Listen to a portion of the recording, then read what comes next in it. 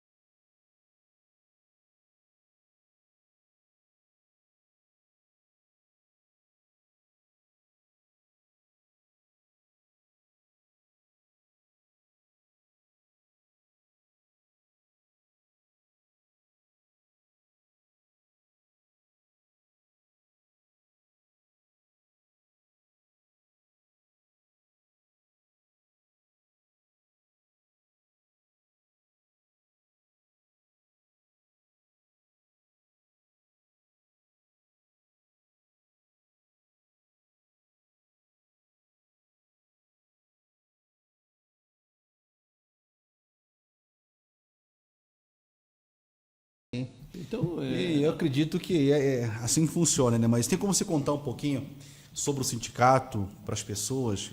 Como que funciona a filiação? Mudou muito do governo Lula para o governo atual. Acho que veio desde o Temer. Sim. Mudou muita coisa. Como que hoje o sindicato sobrevive? Olha, Hoje. eu tenho aqui, eu sei que eu vou ser criticado por falar isso, não me importo, a minha posição, não devo nada a ninguém, eu formo a minha opinião, sempre falei que eu sou independente. Você me perguntou sobre contribuição, no caso, né? Isso, perfeitamente. Sobre a contribuição sindical do trabalhador, ela ter sido cortada, eu fundei o sindicato em 2012, oficialmente iniciamos em 2009 a nossa associação. Se demorou 3 anos para vir o nosso registro, então nós não tínhamos nem condições de solicitar o imposto sindical, que é conhecido, né, popularmente, e foi base de 2 anos. Atrapalhou a gente? Atrapalhou bastante, porque a estrutura, hoje, todo lugar você não faz nada sem condições financeiras, mas em contrapartida, eu achei bom que cortou. Você achou bom? Achei, em certas partes sim, porque tinha muito pelego mesmo, que não defende o trabalhador de maneira alguma, que estava lá recebendo, e ele estava lá só por aquilo ali. Então hoje não, está aberto quem trabalha. Igual teve um contador que foi na imprensa, falou assim, para vários sindicalistas, porque eu falo assim, não generaliza setor nenhum, nem o patronal, nem o trabalhador, que vai ter que pegar a chave e ir embora para casa. Não, pega a chave e vai embora para casa, quem não trabalha. Eu vou de sol a sol na minha base, visito os trabalhadores, faço a filiação. Nós devolveu para a classe trabalhadora, dentre o ano passado e esse ano, R$200 mil de passivos trabalhistas e fui filiando, devolvendo aquilo que era dele na sede do sindicato e fazendo a filiação. Estamos abertos, estamos equilibrados financeiramente, pagando as contas do dia a dia e se mantendo em pé e lutando. Então, inicialmente é isso daí. Eu me lembro, acho que o doutor Alfeu também viveu essa época, meu pai é agricultor até hoje. Meu pai falava assim, eu vou no médico, eu vou lá no sindicato. Eu tenho que arrumar um advogado, eu vou no sindicato. Parece que hoje não funciona mais assim o sindicato. Mudou muita coisa, então. Você lembra dessa época, doutor Alfeu? Com certeza, né? Lembro. Antes do advento do SUS, os sindicatos foram muito importantes no país, o Roberto sabe disso. O ponto de assistência ao trabalhador naquela época era exatamente o sindicato. Lá você tinha consulta médica, você tinha assessoria jurídica, você tinha o tratamento odontológico, tudo era feito no sindicato, né? Depois, com o advento do SUS, claro, aí foram se divergindo as coisas, mas naquela época o sindicato foi muito importante na época. Depois teve uma época, o Roberto lembra disso, que o sindicalismo, no período pós-militar, passou a ser chamado de sindicalismo selvagem, exatamente por esse pessoal que o Roberto acabou de dizer agora, que se aproximaram dos sindicatos não para proteger o trabalhador, para se beneficiar do sindicato, se beneficiar de verbas e usar das regalias. São os famosos pelegos que ele disse aí, né? E aí foi que houve um pouco de críticas ao sindicalismo, porque até então os sindicatos eram elogiados, porque eram os verdadeiros pontos de assistência, em todos os sentidos. Era. Não só o trabalhador, as famílias e tudo. Eu mesmo fui um amparado de sindicato de trabalhador rural. Talvez eu não tivesse sido advogado, eu não tivesse passado por 2 faculdades, se não fosse a mão amiga do sindicato de trabalhadores rurais, né? Que era forte, na verdade. Né? Eu não sei como que funciona ter um sindicato dele, mas tem um sindicato rural também, que é Arapongas. Não sei como funciona hoje. Mas eu vejo, como eu vejo de fora, tá? Eu não conheço sindicato, nunca nem entrei, né? No sindicato, vou lá visitar o seu. Então, eu fico imaginando assim, porque antigamente eu me lembro, meu pai, meu pai até hoje, de vez em quando ele fala, acho que eu vou no sindicato. Eu falo, pai, já não tem mais. Eu falo, meu pai, não tem mais, né? Você vai lá hoje, eu nem sei, assim, eu vejo assim, qual é a contraprestação do sindicato para o trabalhador. Eu sei que tem lá aquela questão das reuniões que faz com o patronal, tem tudo isso. Mas hoje, qual que é hoje, além disso, o sindicato presta outro serviço para a população, para aquele que está sindicalizado, acho que é isso, né, que fala? Então, respondendo a pergunta aí, pegando um gancho da história que o doutor Alfeu passou, que todo dia a gente aprende o tempo todo, né? Ninguém tem a conclusão de aprendizado concreta. Veja bem, os sindicatos, por exemplo, ele faz uma assembleia anual, publicada em jornal de grande circulação, convocando toda a categoria da base. Aqueles que não foi, eles vai ser deliberado por aqueles que foi e teve interesse. Isso acontece e tem a urna itinerária que a gente corre Londrina, Apucarana, corre toda a nossa base, aí sendo aprovada essa pauta encaminhada para os sindicatos patronais. No nosso caso, que é a categoria diferenciada do transporte rodoviário, a gente negocia aproximadamente com 40 sindicatos patronais. Bastante. E dentro desses 40, isso contém gastos, contém jurídico, contém condições técnicas para isso, transporte, né? Então, isso que eu digo, tudo tem custo. Ninguém fica a ver navio e ninguém faz nada de graça. E dentro dessas negociações é defendido hoje uma série de direitos e também deveres.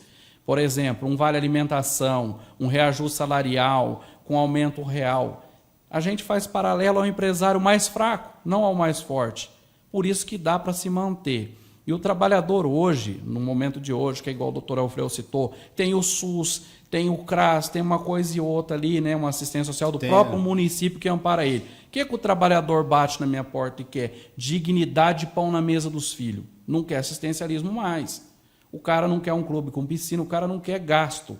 Na verdade, porque tem sindicato, sim, que tem lá um clube imenso, grande, só que é 112, 130 reais uma filiação. E o cara, ele não quer isso. Ele fala, não, nós quer ganho digno e que seja respeitado a defesa do nosso ganho. Então, o que o sindicato hoje tem que ser? Atuante. Atuante, não radical. Atuante. Uma boa conversa, um bom equilíbrio com as empresas, um alinhamento com o patronal, para que se chegue a um denominador onde o trabalhador ganha, a empresa gera emprego e o sindicato arrecada, para manter as contas do dia a dia. É essa hoje a transição sindical. É isso aí, bom trabalho, né? Eu aprendo vivendo e aprendendo. Não, Vamos lá. A gente é uma escola. É uma escola. Nós vivemos ao longo da vida, a nossa vida é um aprendizado, né? Com certeza. E aproveitando também já o ensejo de hoje, e como que você vê essa mudança política no nosso país? Você é sindicalista, tu não vai presumir que você vai mais para o lado da esquerda, ou você é esquerdista, aquela coisa que defende mais a ideia da esquerda, né? Socialismo, digamos assim. E como que você vê esse atual cenário político no nosso país? Você vê isso com um olhar positivo ou negativo? Olha, eu encaro da seguinte maneira. Tanto esquerda como direita, a pessoa tem que ser eficiente e competente. Porque eu já disse nas minhas redes sociais e falo aqui para quem quiser ouvir. Já trabalhei para candidato de direita, já votei em candidato de direita porque eu confiei no projeto dele. Tá? Então, não tenho doença por esquerda, por político de esquerda. O que tem que acabar é as mentiras. Por exemplo, doutor, nós somos adultos. Quando que o Brasil vai ser comunista, gente? Isso é uma piada para bobo acreditar. Quando? Isso não existe nesse país e nunca vai existir. O que tem, às vezes, é a ideologia assim, de esquerda. Como tem a de direita, e tem que ser respeitado e que vença o melhor na verdade, porque de verdade a gente vê desde o nosso município a sujeiraiada, aqui quanto estadual quanto nacional. Eu acho que a filtragem, a população é carente de informação. Nós aqui hoje, o que nós está fazendo aqui nesse espaço? Contribuindo para chegar a verdade até o trabalhador, a dona de casa, né? Até alguns empresários, que o cara está ali no dia a dia dele, ele não sabe das falcatruas da mentiraiada. Às vezes vota por acreditar numa mentira.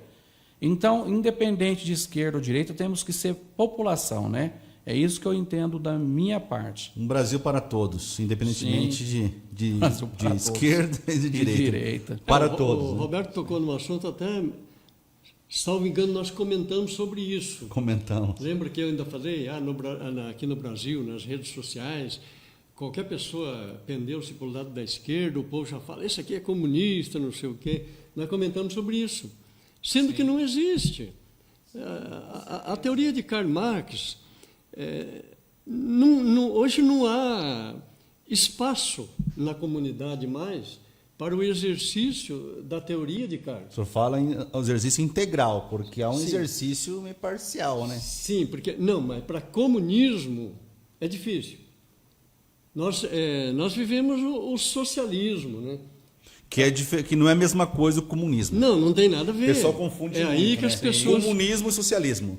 Sim, alguns defendem a teoria de Karl Marx, ou outra a teoria de Gramsci, né?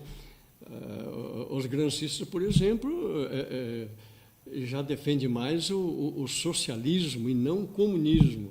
Mas a teoria de Karl Marx não se aplica mais. Hoje não há comunismo em lugar nenhum, e principalmente no Brasil. Não há espaço para comunismo no Brasil. Cuba é socialista ou comunista? Cuba, a ideologia dela em si. Não fala agora está mudando muito, mas no início dela. Com Fidel Castro. No início, eu acredito que A ideia? a ideia era implantar comunismo mesmo. Mas parou num socialismo moreno ali, como dizia o Leonel Brizola, né? Sim. E ficou por ali.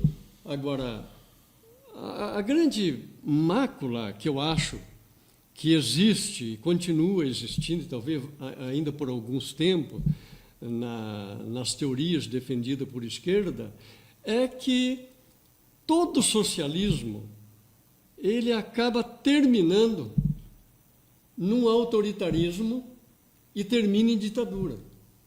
É o exemplo que nós temos em todos os países onde tentaram se implantar um comunismo, porque a Termina teoria, em ditadura, onde falam que a ditadura é da direita. O a- povo é meio confuso, né? A teoria ser socialista confuso. ela é muito bonita e é muito atraente. E aí muitos políticos, né, seres humanos, se utilizam dessa beleza que existe na teoria Que é socialista. romântica, né? Linda, né? E aí passa a um autoritarismo. É o que sempre acontece. É o que o Lula está defendendo hoje.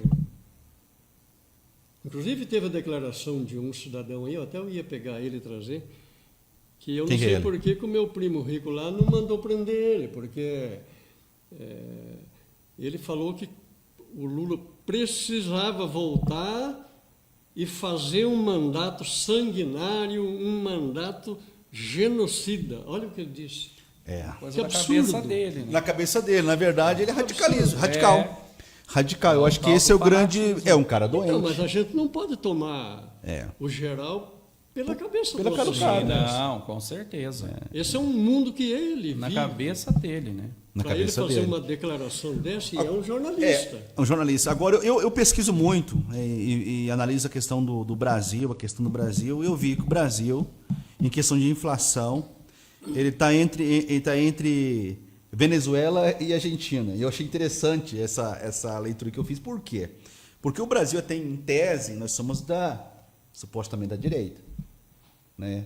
Aí tá, a Argentina, diz que é da esquerda. A Venezuela da esquerda. E como que a nossa inflação está tão alta assim, então?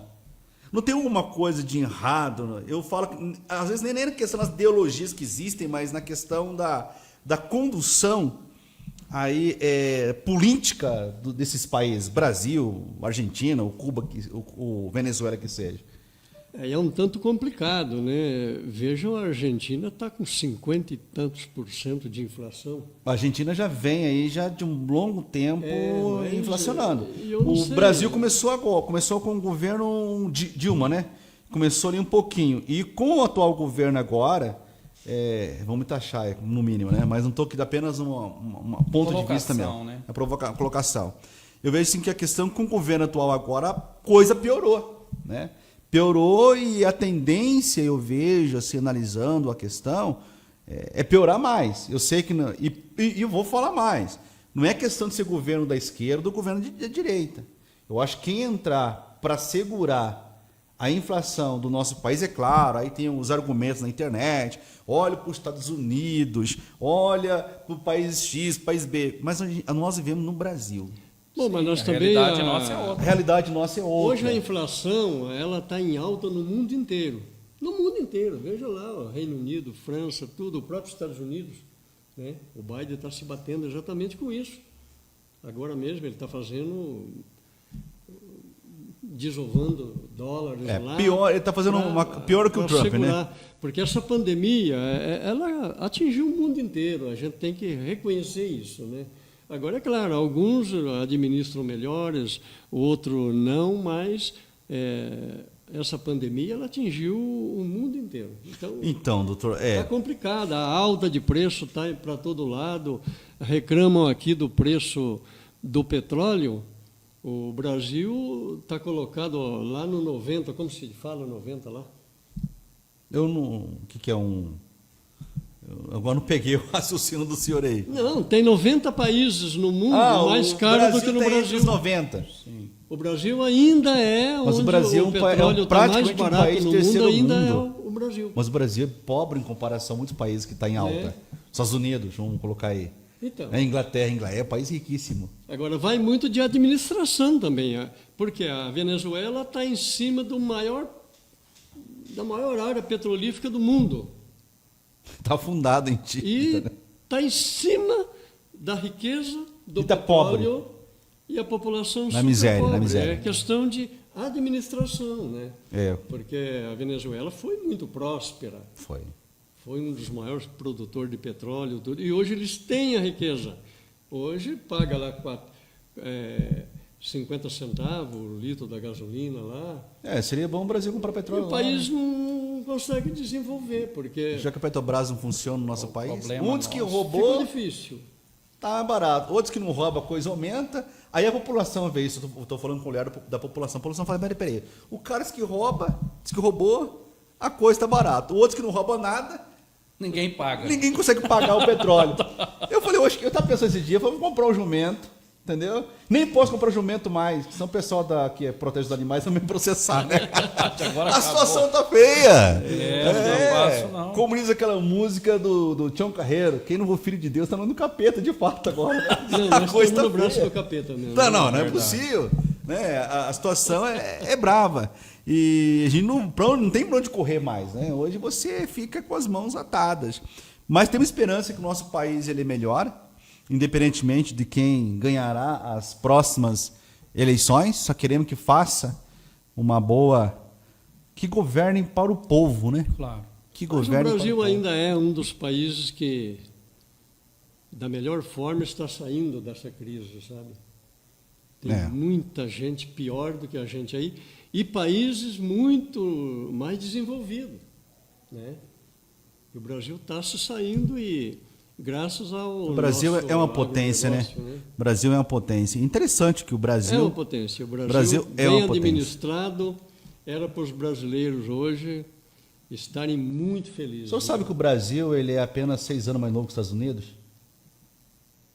Somos jovens ainda, né? Então, eu estava pensando, eu faço meus pensamentos malucos, né? Eu falo, por que o Brasil é o Brasil que é hoje, né? Porque os portugueses vieram para o Brasil, qual era a intenção dos portugueses? Tirar a riqueza e mandar para a Europa. Os puritanos que foram para os Estados Unidos, qual a intenção deles? É uma terra, né? Cuidar daquela terra, investir naquela terra. Mas lá teve escravo igual aqui ou não? Teve também. Só que o último país a abolir a escravidão foi no Brasil. Ah, sim. Então o Brasil ainda tem essa herança meio complicada. Só que os Estados Unidos também, ele foi povoado, os grandes cientistas Bom, isso de Espanha, Inglaterra, da Alemanha, vieram... Desde a Segunda Guerra Mundial, isso foi para lá também, né? A nossa civilização... ela adveio de escravos, pessoas que foram escravizadas. Nós somos descendentes de escravos, né? Somos descendentes de escravos. E vieram para cá como escravos, outros foram caçados e trazidos para cá. Então, essas pessoas não tinham formação, não tinham profissão e nem tinham chance de se estudar por serem escravos. E então, o nosso país ele se povoou dessa forma. Houve uma mistura de índios, os portugueses que vieram, casaram com índios e misturou com os negros escravos. Essa é a nossa civilização. Por isso que nós somos uma miscigenação. O Brasil é bonito, o Brasil é bonito. Nós temos no nosso sangue o sangue do português, do espanhol, do índio, do negro. A mistura. Por né? isso que não é de se admitir discriminação no Brasil. Ah, não. Isso é nós somos inaceitável. pouquinho Inaceitável, de né? cada, né? Não tem mais espaço para isso, né? O racismo tem condições, né? Mas a gente vê. Espaço sempre vai haver. Sempre vai ter uns, né? A gente fala, né? Não há espaço para racismo, e você vê a prática de racismo e discriminação todo dia. Todo dia, isso é verdade. E isso aqui, debaixo do nosso nariz, a gente vê Eu isso. já sofri isso por ser evangélico aqui em Arapongas. Né? Eu estava numa ótica, Aí. e aí a mulher veio, tá o óculos da mulher, você é o quê? Eu sou evangélico, tal. Aí sentou um senhor do lado, aí a moça foi atender ele, e eu ouvi, ele falou para mim, eu vi. E aí ele falou assim, para a moça, você é evangélica? A moça falou, não, eu não gosto desse povo. Poxa, do meu lado. É racismo. Mas não sabia que você era Não, evangélico. ele sabia porque ele ouviu falar. Tá, ele falou de Ele falou para me propósito. atacar mesmo, né? Não, eu fiquei assim, poxa vida, né? É complicado. Mas não liguei. Se fosse um dia meio mal meu, acho que eu ligaria. Falei, não, então o senhor vai para cadeia agora, porque eu vou te levar preso. Eu vou chamar a polícia agora aqui, você vai ver só. pedir a prisão. Porque não pode, na verdade, Não né? pode. Contra quem? Eu não gosto de evangélico. O problema é seu. Eu não gosto de católico. O problema é seu. Agora você tem que respeitar. Você tem que respeitar todas as religiões.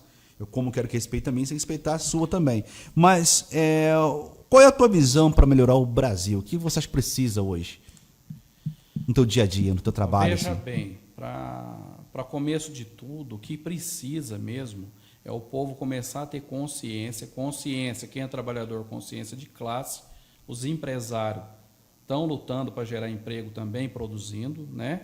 E é o que o doutor Alfredo falou e você comentou, os banqueiros têm que ficar mais nas dele, porque o governo que entrar tem que limitar esse pessoal aí, porque esse pessoal só quer, na verdade, como se diz, só garimpar, zerar a população, a inflação sobe, quem ganha é eles, nós só perde, nós só paga. Então tem que ter um governo que pensa no coletivo, na verdade, tanto no trabalhador como no empresário, mas no empresário que gera o emprego, não só no rentista, né? Hoje nós estamos vendo aí, no caso, o ministro da Economia, que é um banqueiro. Nós pagando um monte, o dólar disparando, o cara lucrando em cima da desgraça do nosso povo. É que ele é um banqueiro, sabe? Isso que ele fundou um banco, ele é banqueiro. Então ele é banqueiro. Não é um o banqueiro ele pensa diferente. Realmente ele é inteligente, né?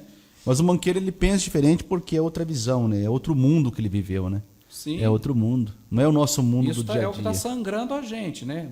Começando por aí. E outra coisa também que foi comentado aqui, sobre o barril de petróleo, refinaria, né? A nossa tabela, não foi o Bolsonaro que colocou a tabela do dólar lá fora, foi o governo Michel Temer. E isso se manteve. Então, nós pagamos a tabela do dólar e nosso dinheiro está fraco. Então, gente, e aonde tá que difícil. sobe a gasolina. Sobe a gasolina. Foi boa a colocação tua, esse eu não como sabia. nós não tem cargo eletivo aqui na cidade, nem executivo não temos nada, nós não tem imposto com cartão branco, não. Você entendeu? O nosso cartão é bem amarelinho para ir lá no posto. É isso aí. Complica, né? Aí azeda a marmita, né? Não tem como, o preço lá em cima. Ainda né? voltando ao assunto anterior, não sei se o nosso convidado até irá concordar com isso, que nós comentamos, inclusive, ontem. Veja bem, a gente vê hoje o nosso país, e isso eu coloco na conta da esquerda, essa divisão de povos dentro do Brasil. Nós, antigamente, na nossa juventude, lá não tinha branco, não tinha negro, não tinha nada. Todo mundo era igual, a gente chamava o polaco lá de polaco azedo, ele chamava o nego de negão, e todo mundo era amigo, a gente ia junto, e nós crescemos admirando negros, inclusive na televisão, fazendo sucesso, o Mussum, esse povo tudo ali, a gente admirava os negros. Então, por que agora fizeram essas divisões, sabe? São grupos... tem que defender esses aqui porque ele é negro, esse porque ele é branco, o outro porque é amarelo, esse porque é gay, a outra lá porque é lésbica, a outra não sei o quê. Nós não podemos dividir a sociedade, nós somos um só povo. E aí que eu chego a essa conclusão, que nós estamos falando de religião, eu tenho notado um movimento na sociedade, de um modo geral, isso não só no país, Roberto. Não sei se vocês vão concordar com a gente, mas enquanto está havendo na sociedade uma divisão de classes, divisão de pessoas se dividindo em grupos e tudo, eu noto uma movimentação nas religiões que estão se unindo, se entendendo. Se você imaginasse aí há 20, 30 anos atrás aí, naquela época que os evangélicos não eram chamados de evangélicos. Eram crentes. Eram os crentes. Não existia evangélico. Olha o crente aí. Não, aquele é crente. Eu vivi isso, hein? Esse aqui é católico, aquele lá é espírita, não sei o quê. Né? Hoje está havendo uma integração. E isso a gente nota, você vê aí nos conselhos de religiões, hoje tem aproximação de pastores com padres, com bispos, né? Os espíritas se aproximam dos evangélicos, se aproximam dos católicos. Está havendo uma movimentação nesse sentido.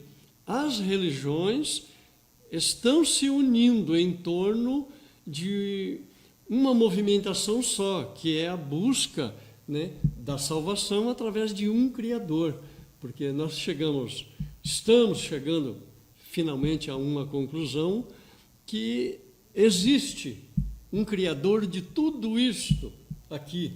Não existiria essa mesa, nem eu, nem você, nem aquela câmera, nem a TV, se nós não tivéssemos por trás disso. Alguém criou isto.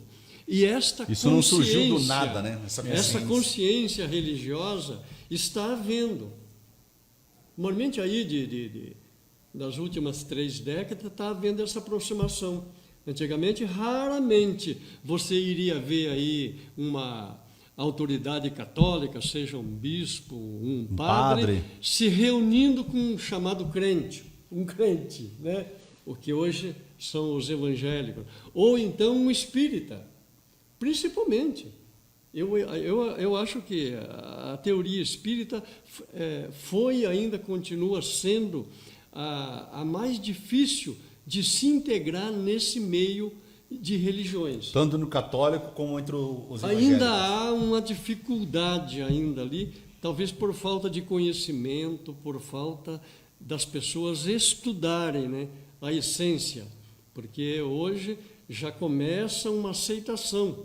Há uma movimentação na Igreja Católica, né, que já se aceita a teoria espírita, e no meio evangélico já há uma aceitação também de se admitir que a nossa vida não acaba aqui, a nossa vida não acaba no túmulo, nós vamos ter algumas etapas à frente ainda. Ela prossegue. Por isso que eu falo que a maior decepção daquela pessoa que está cheia de problemas na vida e fala, eu vou acabar com esse problema hoje, eu vou me suicidar, e ele vai dar um tiro na cabeça, e cai ali, e morre, seu corpo está ali. Dentro de poucos minutos ele vai ter a maior decepção na sua vida, porque ele vai olhar ao redor, ele vai estar ali, ao lado do seu corpo caído, e vai ver que os seus problemas não acabaram. Continuaram, A vida vai continuar. É verdade. E ele vai prosseguir. Então, esse entendimento é que eu falo que já está havendo, seja no meio evangélico, no meio católico e tudo, está havendo esse entendimento. A vida não termina no túmulo, isso com certeza, né? Mas o senhor não vê que houve ainda um grande crescimento no meio do ateísmo? Uma coisa que eu notei que abriu muito, não sei se vocês são, né? Eu não sou, que a maçonaria também está abrindo muito também. Você acha bom para os maçons ou é ruim para os maçons isso? Estão aceitando mais pessoas, estão mandando mais convite. Eu vi até na internet agora os maçons fazendo convite para quem quer se filiar, uma coisa assim. Embora a maçonaria ela não tem, os maçons entendem que aquilo não é uma religião, né? Eu como teólogo entendo que é uma religião, mas deixa essa discussão para lá, né? E eu vejo que até a maçonaria também está abrindo mais. Eu Até que ponto isso é bom ou é ruim para o grupo dos maçons? Olha, hoje, Não é grupo, né? Eles falam irmandade. Né? Essa palavra maçom hoje, É forte. ela está um pouco deturpada. Existem vários movimentos que as pessoas falam que é maçonaria e na realidade não é. Eu vou falar porque eu sou mestre maçom. Sou adormecido, né? Está aposentado, digamos assim? Se você chegar no meu escritório, você vai ver. Não existe ex-maçom, né? É adormecido? Adormecido. É o termo que uso. Foi bom. Eu nem sabia, hein? Estou sabendo agora. De mestre maçom na parede, apesar de hoje eu não trabalhar mais, né? Estou, como nós dizemos lá, adormecido, né? Mas eu entendo a minha linha da época na maçonaria era francesa, né? E antigamente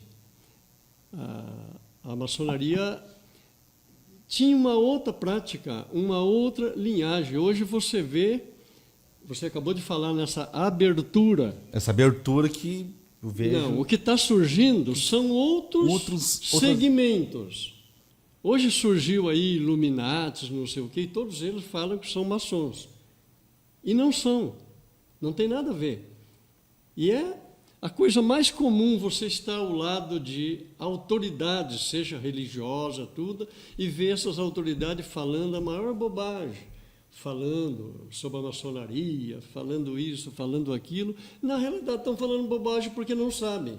Não conhece a fundo ali Imagina, dentro. né, doutor? Não, você só vai saber o que é a maçonaria se você for um deles. Se você não é maçom, Não tem como saber que é maçom. você não tem como opinar. Mas o senhor vê isso como um lado positivo? Opa, tem um comentário aqui. Eu vou só concluir aqui no assassino, mas só chegar um positivo ou negativo essa abertura da maçonaria? Para abranger, porque hoje a maçonaria que tem a... Eu entendo que para a maçonaria essencial é negativa. É negativo? É negativa. Bom, tá dada a opinião dela aí, né? O que tu acha, né? Olha, o que o doutor Alfeu falou, é o que eu tenho visto também, é o seguinte, que elas não são totalmente reconhecidas pelas 3 lojas, né, doutor, tradicional que tem. Então, são as paralelas, né? Sim. Novas organizações, na verdade. Novas organizações, né? Eu vejo porque eu conheço alguns advogados que são e vejo, né, de uns anos para cá, uma abertura muito grande. E antigamente a maçonaria realmente era, né, e acho que as mais tradicionais são ainda, um grupo muito bem fechado. Né? Todas as grandes autoridades do Brasil que foram responsáveis pela liberdade, pela libertação vice-presidente da República de escravo, de tudo. A maçonaria... E é um cara equilibrado, viu? Eu admiro. O vice-presidente da República? Uma mão em cima disso tudo. Tanto que nós tivemos aí evangélicos maçom, tivemos padres, o próprio Frei Caneca. Tem que ser religioso, né? Era na verdade, Ledo e tudo mais. Mas a maçonaria ela não enxerga ela como religião, mas como uma filosofia de vida. Sim. É isso, né? Não. Bom, vamos mandar aí um abraço então aí, que tem a Division, acho que é Vicente Barbosa, Davidson. Abraço, que é pastor da Assembleia de Deus, irmão do nosso diretor, Lilian Munhoz. Também tem programa aqui também, acho que na segunda-feira, né, Silvio? E segunda-feira, que horas? E é isso aí, às 20 horas, com a Lilian Munhoz. Tem programação aqui, tem também a Lúcia Silva Macetão. Reinaldo Magro, Rossi, boa noite. As empresas que alegam ter condições de dar aumento salarial aos seus funcionários, ou seja, repassar as perdas salarial devido à infração que ele colocou aqui, tá? Lendo como ele falou. E as empresas podem vir não corrigir o salário que todos os anos as empresas têm que repor. Eu acho que ele fala de redução salarial aqui, mas não é a tua linha, né? Você dos motoboys, você pode responder? mas a gente pode falar sobre negociações, né? Você pode.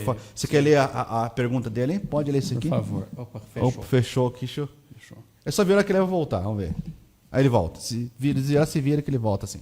Você pode ler aí. É o Reinaldo Magro embaixo. Boa noite. As empresas que alegam não ter condições de dar aumento salarial aos seus funcionários, ou seja, repassar as perdas salariais de inflação. As empresas podem vir a não corrigir o salário de todos os anos que a empresa tem por aumento salarial. Entendeu? Entendi. Veja bem, toda categoria tem uma data base, tá? Umas são maio, a outra são agosto, junho, julho. No caso da FIEP, que é indústria, é janeiro. Então, no caso da FIEP com a transporte rodoviário, né, com o MOVES, creio eu que é em maio. E os mercadistas, comerciário, cada um tem uma database. Então, deu aquele mês de database, você já tem a garantia de database. Se o sindicato laboral que representa você, juntamente ao patronal, fecha essa convenção com 5 meses de atraso de negociação patronal, laboral, você tem o direito ao repasse dos meses proporcional, tá? A garantia de database, tem sim, tá? Aí você tem que estar ligado no seu sindicato e acompanhar a negociação. Isso é um direito do trabalhador e a democracia. É isso aí, tá dando a resposta para você, viu, Reinaldo?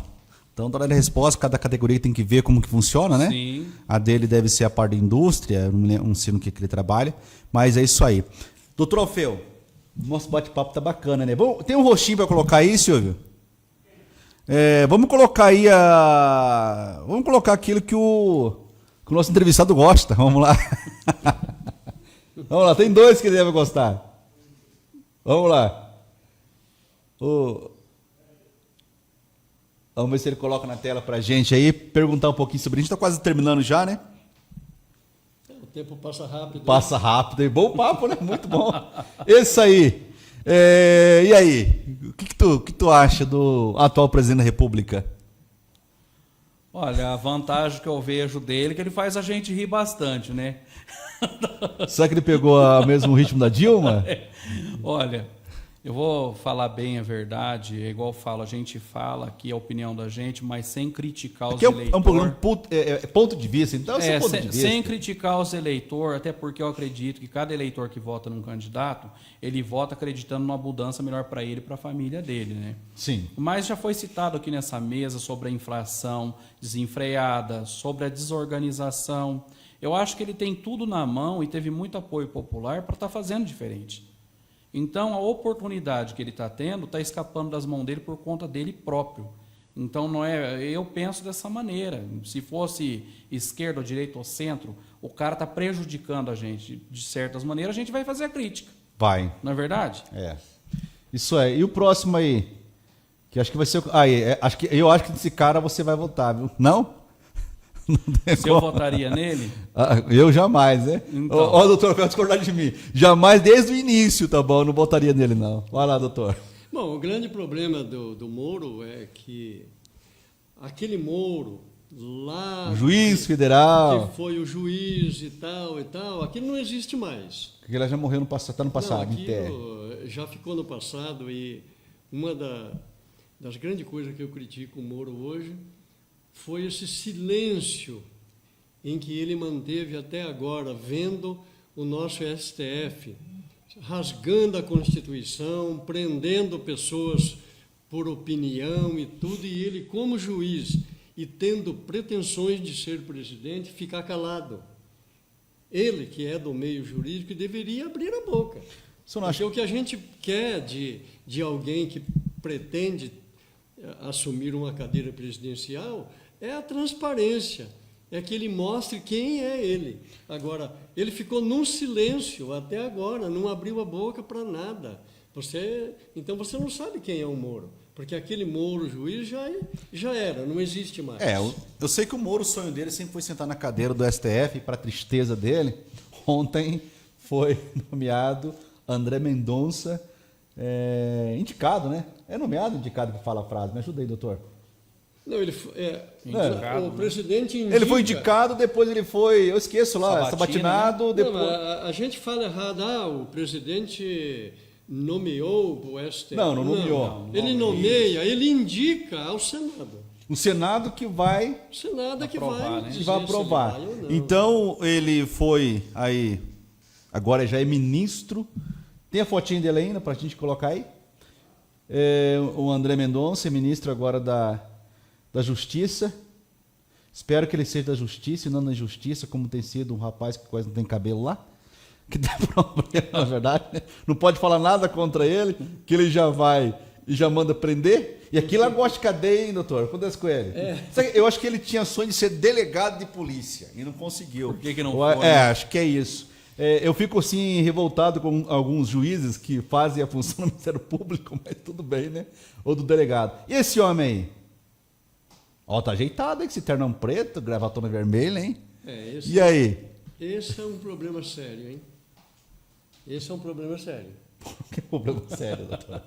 Ele é maçom, sabia disso que ele é maçom, né? Ou não é não? Não. Não? Desde o primeiro dia que esse homem assumiu a presidência, isso lá em 2002, eu falava no meu programa, pode escrever na parede aí qual vai ser o final dessa administração. Vai virar tudo em roubalheira, corrupção e tudo, aparelhamento de Estado, tudo que eu falei há 15 anos atrás, 14, 12, 10 anos atrás, aconteceram. E eu acho que deve ter até alguns DVDs ainda guardados em casa. Nós vamos trazer aí. Do que eu falava há 10, 12 anos. Quando todo mundo elogiava, esse é o maior presidente, eu falava, espere para ver. Ele pegou um Brasil... A política que ele aplicou tinha tudo para não dar certo. Ele pegou um país redondinho com o Fernando Henrique Ele Cardoso. perdeu né? a maior chance do mundo De implantar o quê aqui no Brasil? de sair da administração como um grande estadista e ficar na história. Ele teve essa chance, que poucos vão ter. Ele pegou um Estado consertado do programa do Fernando Henrique Cardoso com o Real. O plano real que zerou a inflação, caixa. Era mais valor do que o dólar? Não, e uma época em que o mercado no exterior estava bombando. Foi aí que ele perdeu a chance de jogar o Brasil lá para o primeiro mundo. Ele se preocupou em ficar dando migalhas e Repartindo o bolo. De aproveitar aquela fase. E essa fase boa passou. 5 minutos? Tá A maior decepção do Lula foi ter nomeado a Dilma. A Dilma. A Bom, maior decepção do Lula foi ter nomeado a Dilma. quem você acha que deveria nomear ali? Hein? Quem que você acha que ele deveria Se ele tivesse colocado um Jacques Wagner lá, tinha sido bem melhor que a Dilma. Funcionaria? O Zé Dirceu não, porque o Zé Dirceu é um problema sério também. Historicamente, ele é. Eu não sei se é porque eu admirava e admiro ainda, eu achava que ele deveria ter nomeado na época um Jacques Wagner. Entendi. Ao invés de Haddad, Dilma. Não tinha havido impeachment, nada disso. E o PT não tinha se acabado da forma que está, porque a Dilma, ninguém acusa ela por ela ser corrupta, nada. Ela foi mal administradora mesmo. Mal administradora mesmo. Mal administradora. Infelizmente. E o Lula, eu tenho certeza que o Lula hoje ele se arrepende de ter nomeado ela. Provavelmente sim. Bom, então no final da nossa programação, as suas considerações finais. E o que você achou da última foto que nós colocamos aí? A tua opinião como político? Olha, eu na época que o Lula era presidente, igual eu disse aqui, eu trabalhava numa determinada empresa, onde meus patrões da época aplaudiam muito, né, o trabalho do Lula, porque as empresas deles, no caso, que não era pequena, estavam bem prósperas. Né? Então eu via ali naquele meio interno que eu trabalhava ali e sempre ouvindo ali a geração de emprego, uma coisa e tal. Claro que todo mundo tem as suas desvantagens, tem seus méritos, né, a gente reconhece, mas, na minha opinião, ele foi um bom presidente. Tá?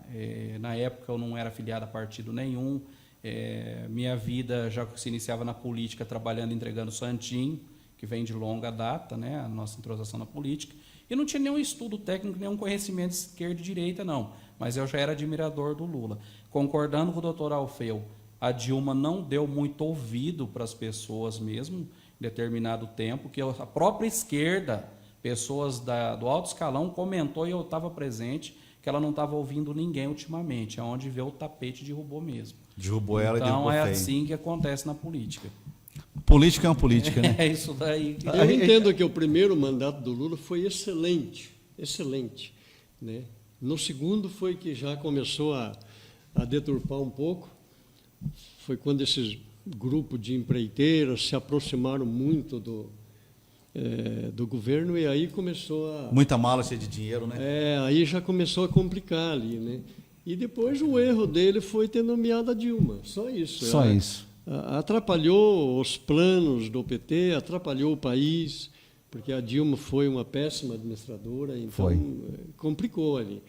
E ela ninguém acusa ela de corrupção até hoje. Bom, a gente vamos encerrar então, já estouramos nosso tempo aqui já. Doutora, suas considerações finais, né? Quinta-feira, às 9h estaremos de volta. Vamos deixar aqui um convite para os nossos internautas para estarem com a gente na próxima quinta-feira, às 9h. E a partir da semana que vem a gente vai ter muitas novidades aqui, vamos ter um programa bastante diversificado, né? Vocês vão ver histórias aqui que vocês nem imaginam, que vocês ainda iam rever essas coisas, mas vocês vão ter essa oportunidade graças à nossa Web TV, né? Então, vamos agradecer aqui a toda a direção da nossa Web TV por nos ter acolhido aqui, né? Então, a gente agradece a toda a direção, ao nosso diretor, o Silvio, toda a equipe aí, a nossa produção maravilhosa. Então, nós estaremos aqui na próxima quinta-feira, às 9h, com muitas novidades. Deixamos aí, então, o convite para todos vocês que agora estão com a gente aí, e vamos pedir para vocês que compartilhem sempre os nossos programas para que mais pessoas vejam e assistam e vejam que nós temos em Arapongas um grande veículo de comunicação que é a nossa Web TV. É isso aí. E um forte abraço a todos vocês. Muito obrigado, Roberto Rossi, por se fazer presente aqui com a gente nessa noite. Obrigado, Roberto. Esperamos que aceite novos convites. Tá? Com certeza. É isso aí. Ponto de vista da mãe, todo filho é bonito. Do ponto de vista do ponto, o círculo é infinito. Do ponto de vista do cego, sirene é farol. Do ponto de vista do mar, quem balança é a praia. Do ponto de vista da vida, um dia é pouco. Guardado no bolso do louco, há sempre um pedaço de Deus. Respeite meus pontos de vista, que eu respeito os teus.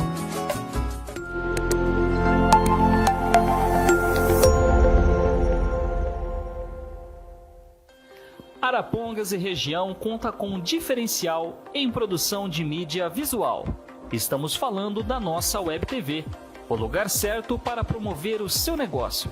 A nossa Web TV, além de oferecer uma programação de conteúdo, também é produtora, prestando serviços de filmagens aéreas com drone, homologado pela Anatel e ANAC, filmagens em geral, edição, animação, anúncios ao vivo, publicações periódicas e muito mais. Crie sua propaganda e anuncie com a gente. A nossa Web TV, juntamente com o Grupo Fala Aí Arapongas, somam mais de 68 mil seguidores, abrangendo todo o norte do Paraná, Brasil e mundo. Faça parte você também desta grande comunidade e esteja na palma da mão do seu futuro cliente. Nossa Web TV é minha, é sua, é nossa.